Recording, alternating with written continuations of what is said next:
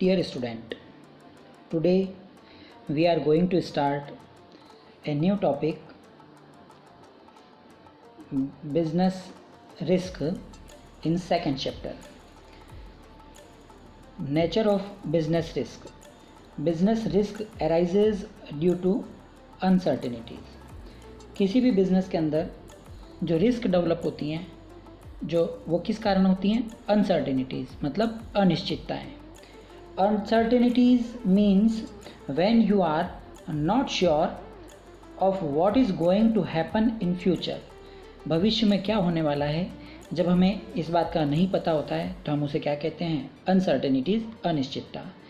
For example, uncertainties are change in demand. जैसे कि customer की डिमांड, मांग बदलती रहती है अलग अलग प्रोडक्ट के लिए अलग अलग.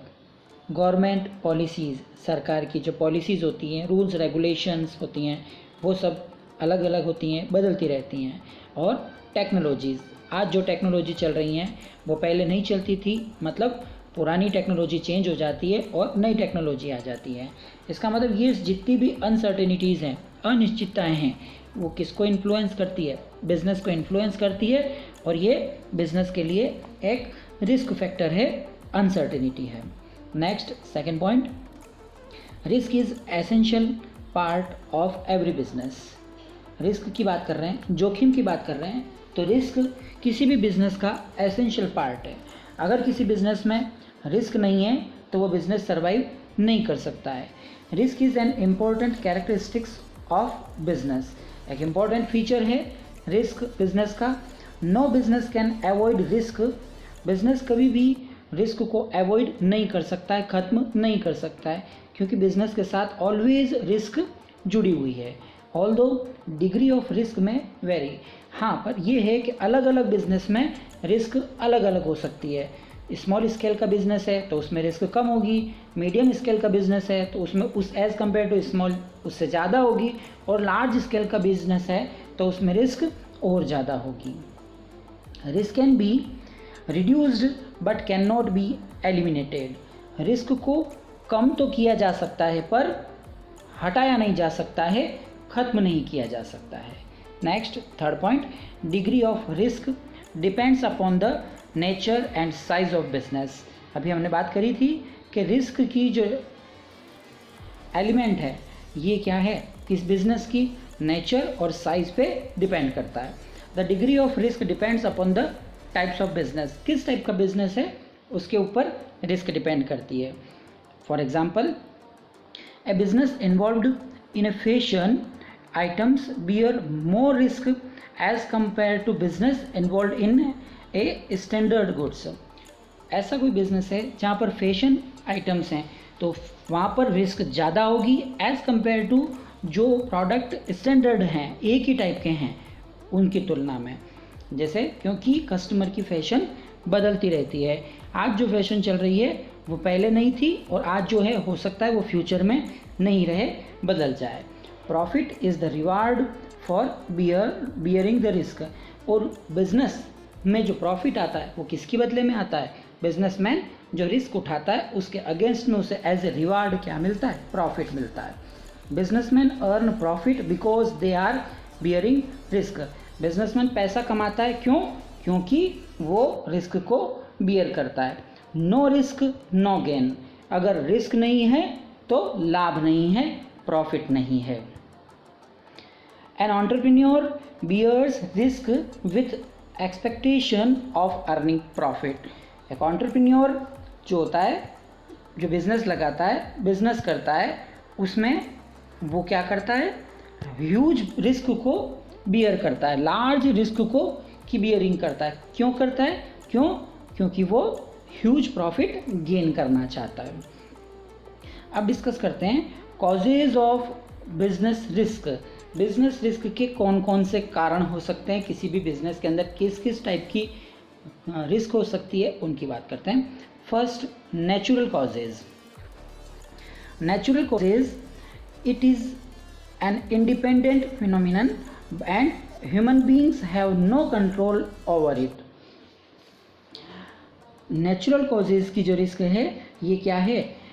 ऐसी रिस्क हैं जिनको ह्यूमन बीइंग कंट्रोल नहीं कर सकता है और ये स्वतंत्र रिस्क हैं एक प्रकार से देखा जाए तो। For example earthquake, flood, drought, famine, बाढ़, भूकंप, है ना, चक्रवात, इन सब का आना, ये सब क्या है, नेचुरल कॉजेज़ हैं। इनका सबका बिजनेस के ऊपर प्रभाव पड़ता है और एक प्रकार से ये बिजनेस के लिए रिस्क हैं, पर इन्हें कंट्रोल करना बिजनेसमैन के लिए पॉसिबल नहीं है। Next, human causes. Human causes are related to a chance of loss due to human beings और employees of the organisation.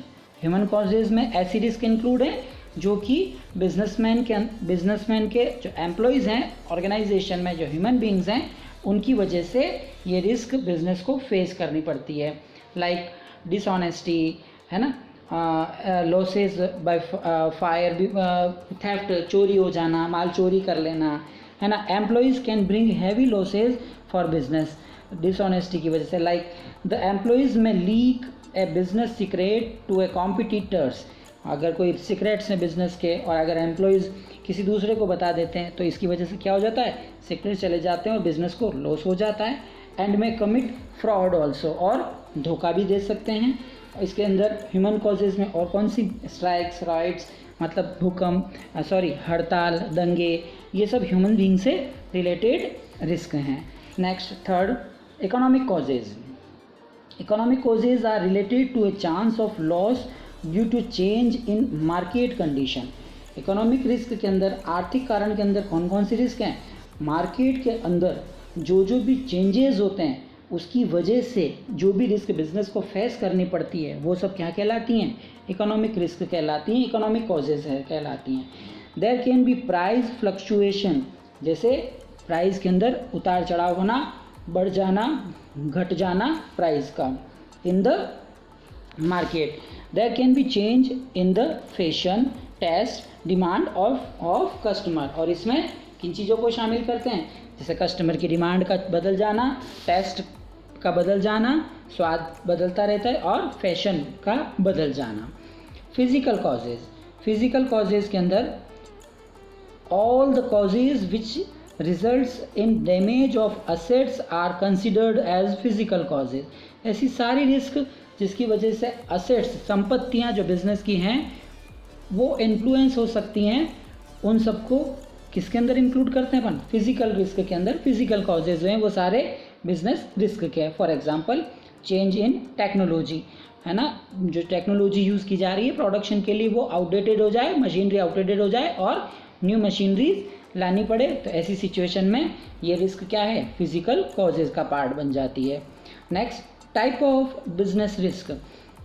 Business risk को दो पार्ट में क्लासीफाई कर सकते हैं, एक है इंश्योरेबल रिस्क और सेकंड नॉन इंश्योरेबल रिस्क।